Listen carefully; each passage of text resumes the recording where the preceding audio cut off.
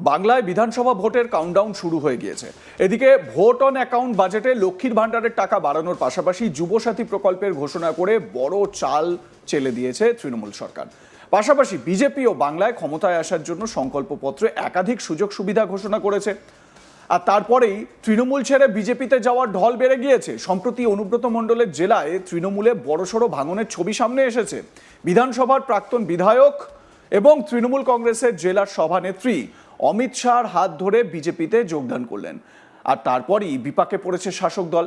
বিধানসভা নির্বাচনের আগে পুরুলিয়ায় রাজনৈতিক সমীকরণে বড়সড় বদল দেখা গেল।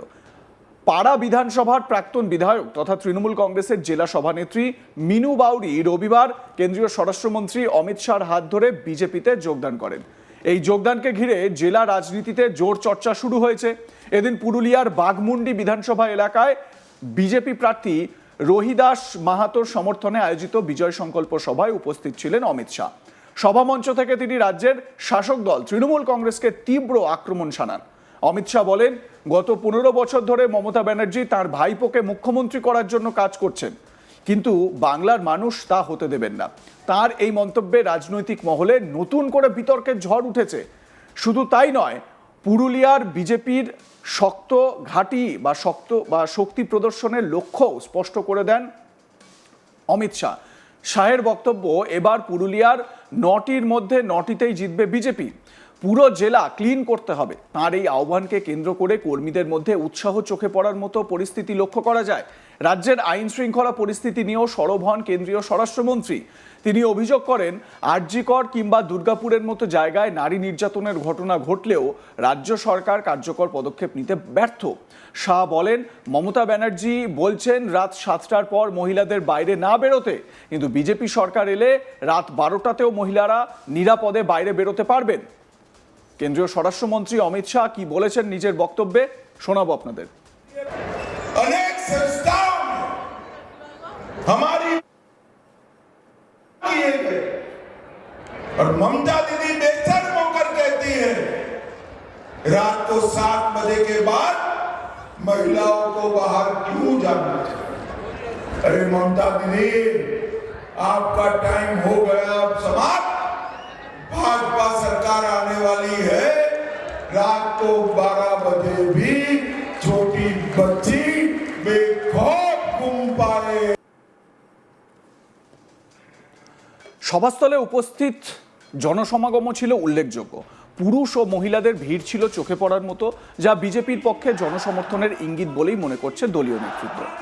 এ বিষয়ে মিনু বাউরি, যিনি বিজেপিতে যোগদান করেছেন তৃণমূল ছেড়ে, তিনি কি বলছেন শোনাবো তার বক্তব্য। সম্পূর্ণ আমার নিজস্ব ব্যাপার। আমি নিজের দায়িত্ব নিয়ে যোগদান করেছি। আপনারা জানেন, প্রত্যেকে আমার সারা পুরুলিয়া জেলা থেকে শুরু করে রাজ্যবাসী জানেন যে আমি পুরুলিয়া জেলা তৃণমূল কংগ্রেসের সভানেত্রী, মহিলা তৃণমূল কংগ্রেসের। সেইখান থেকে আজকে তৃণমূল কংগ্রেস দলটা ছেড়ে আমরা ভারতীয় ইয়েতে যোগদান করেছি, বিজেপি দলে। তো এটার কারণ হচ্ছে অনেক প্রকারের কারণ। যদি দেখেন, আমি একজন মূল দায়িত্বে ছিলাম, প্রথম সারির বলতে পারেন, মহিলা তৃণমূল কংগ্রেসের সভানেত্রী, একেবারে প্রথম সারির নেতৃত্ব, যেখানে আমি পুরুলিয়া জেলায় দিব। কিন্তু কাজের ক্ষেত্রে আমি দেখলাম যে আজকে মিনুবাড়ি একেবারে রুট লেভেল থেকে শুরু করে সম্পূর্ণ নিজেরাই বলুন বা হয়তো তৃণমূল কংগ্রেস আমাকে ভালো বুঝেছেন, দায়িত্ব দিয়েছেন সংগঠন করার জন্য, কিন্তু সংগঠন করার মতন ব্যক্তিত্ব আমি নিজেকে মনে করি আমরা সংগঠন করতে জানি। সেক্ষেত্রে আমি সেই প্রমাণও দিয়েছি। আর দেওয়ার পরে এখন ইদানিং যেটা আমরা দেখছি যে তৃণমূল কংগ্রেস দলটা মমতা বন্দ্যোপাধ্যায়কে আজও আমি শ্রদ্ধা করছি, আর অভিষেক বন্দ্যোপাধ্যায়কেও শ্রদ্ধা করছি, কিন্তু ওনারা দল পরিচালনার ক্ষেত্রে আইপ্যাক নামক যে সংস্থা দলকে দায়িত্ব দিয়েছেন তুলে আনার জন্য, সেইটার বিরোধিতা আমি আজও করছি। কারণ পুরুলিয়া জেলায় আমি একেবারে প্রথম সারিতে ছিলাম, সেখানে আমি দেখলাম যে আজকে আইপ্যাক যে সংস্থা, ওনারা পুরুলিয়া জেলায় বিগত 1 বছর ধরে ওনারা কাজ করছেন। একেবারে রুট লেভেল থেকে শুরু করে সমস্ত বিষয় ওনাদের নখদর্পণের মধ্যে। তথাপি দেখলাম যে আমাদের বিধানসভা নির্বাচনের যে প্রার্থী তালিকা ঘোষণা হয়েছে, সেই প্রার্থী তালিকায় আজকে আমি প্রথম সারির নেত্রী হিসাবে বলছি না, সাধারণ ভোটার থেকে শুরু করে, জনগণ থেকে শুরু করে, তৃণমূল কংগ্রেসের এক একটা নেতা থেকে শুরু করে, নেতৃত্ব থেকে শুরু করে সবাই বলছে যে তৃণমূল কংগ্রেসের এই প্রার্থী তালিকা ভুলে ভর্তি। তাহলে ভুলে ভর্তি যদি আইপ্যাক আমরা সংগঠন করছি, আমরা সংগঠনকে সাজাচ্ছি, আমরা মানুষের কাছে দুয়ারে দুয়ারে মমতা বন্দ্যোপাধ্যায়ের বার্তা নিয়ে যাচ্ছি, কিন্তু দলকে এক ঝটকায় আইপ্যাক নামক যে সংস্থা, সেই সংস্থা শেষ করে দিচ্ছে। প্রার্থী করার আশ্বাস দিয়েছিল কি কোনো বিজেপিকে? হ্যাঁ, আপনি যোগদান করছেন, এখানে কি কতটা কাজ করার সুবিধা পাবেন বা স্বাধীনতা পাবেন? দেখুন, আমি তো প্রথমেই বললাম আমি একজন সাংগঠনিক নেত্রী, দল চেঞ্জ করেছি, বিজেপি দলে যুক্ত হয়েছি। সেখানে আমি নিজের যোগ্যতায় নিজের সংগঠন করে আমি প্রমাণ করার চেষ্টা করব যে বিজেপি দলে আমি কতটা কাজ করতে পারবো। কিন্তু এখানে পুরোপুরি একটা মানে যে কোনো বড় আশা নিয়ে আমি আসিনি, কারণ আজকে প্রার্থী তালিকা ঘোষণা হয়েছে, নির্বাচন এখন মানে চলছে।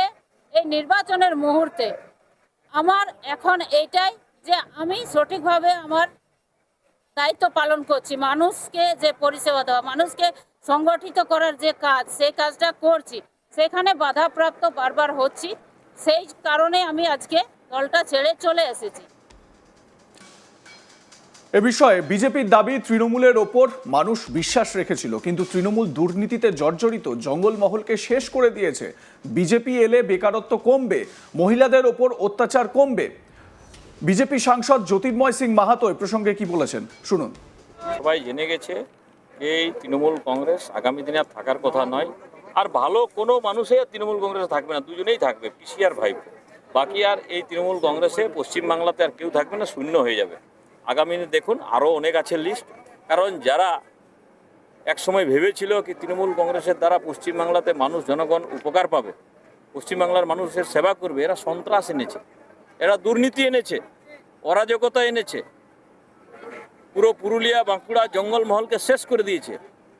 তাই মোদিজির আদর্শে আদর্শিত হয়ে মোদিজি যে ডেভেলপমেন্ট মডেল সেটা দেখে মিনু বাউরি মহাশয়া, তিনি আগে এমএলএ ছিলেন এবং বর্তমানে তৃণমূল কংগ্রেসের মহিলা যে উইংস আছে তার প্রেসিডেন্ট মানে ছিলেন কিছুক্ষণ পর্যন্ত, তিনি মাননীয় গৃহমন্ত্রীর হাত ধরে জয়েন করেছেন।